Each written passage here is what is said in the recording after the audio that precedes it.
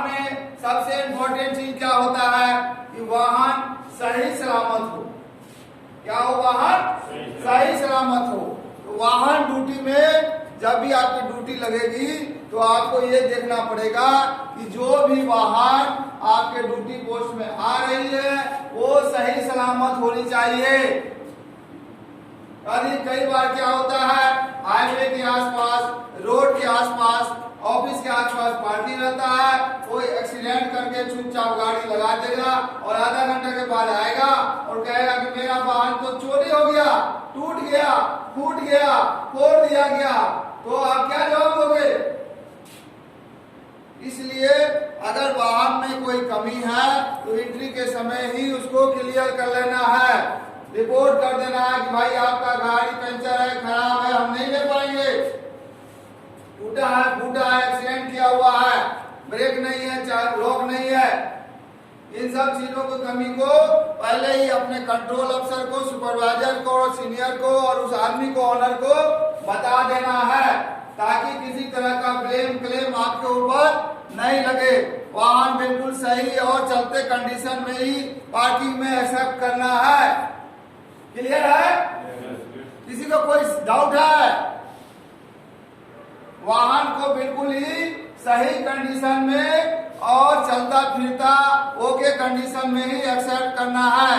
किसी तरह का तेल लीकिंग, शीशा फूटा हुआ, अनलॉक, लॉक नहीं हुआ या उसका दरवाजा ठीक से नहीं लग रहा है, वाहन आवाज कर रहा है, वाहन सेल्फ स्टार्ट नहीं हो पा रहा है, गड़बड़ है, तो उसका clear reporting control room senior को और ऑनर को जरूर दे देना है।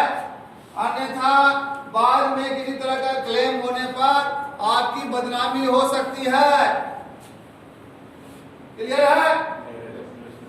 नेक्स्ट पॉइंट, पार्किंग ड्यूटी में हमेशा ये ध्यान रखना है कि आप जो भी गाड़ी को पार्क कराएंगे उन गाड़ियों को कैटेगरी में बांटेंगे। दूसरा पॉइंट है, जब आप गाड़ी को ओके कंडीशन में पार्क करने के लिए लगाएंगे तो गाड़ी को जब पार्क करने की समय नौबत आएगी तो उनको उनके साइज और उनके मॉडल के हिसाब से, आकार के हिसाब से अलग अलग जगह पे लगाएंगे। जैसे 2 व्हीलर का पार्किंग अलग होगा, 4 व्हीलर का पार्किंग अलग होगा, साइकिल का पार्किंग अलग होगा और मोटरसाइकिल स्कूटर का पार्किंग अलग होगा, कार का पार्किंग अलग होगा और ट्रक का पार्किंग अलग होगा, बस का पार्किंग अलग होगा। निजी वाहन और वीआईपी वाहन का भी अलग अलग कैटेगरी में पार्किंग होता है। ऐसा हम क्यों करते हैं?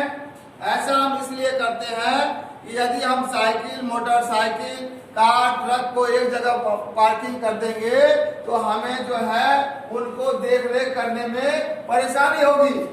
अब ट्रक के पीछे अगर साइकिल या मोटरसाइकिल लगा दे तो किसी को दिखाई देगा? नहीं।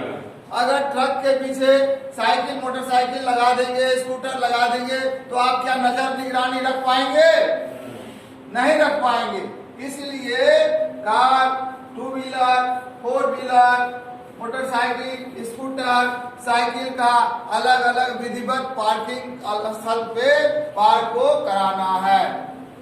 किसी भी वाहन को गेट के ऊपर पार्किंग नहीं करना है और गलत जगह पर पार्किंग करने की अनुमति नहीं देना है, चाहे वो 2 मिनट के लिए पार्किंग हो, चाहे वो 2 घंटे के लिए पार्किंग हो। क्लियर है? समझ में आ रहा है आपको? अब ये आप बोलोगे कि साहब ये हमको अलग अलग पार्किंग करने की क्या आवश्यकता है? अलग अलग पार्किंग करने से हमें उनको निगरानी रखने में, हमें उनको कंट्रोल करने में, हमें अपना ड्यूटी करने में सुविधा रहेगा। इसीलिए पार्किंग स्थल में हर एक वाहन को उसके कैटेगरी के हिसाब से, उसकी बनावट के हिसाब से अलग अलग जगह पे करना है पार्किंग। क्लियर है?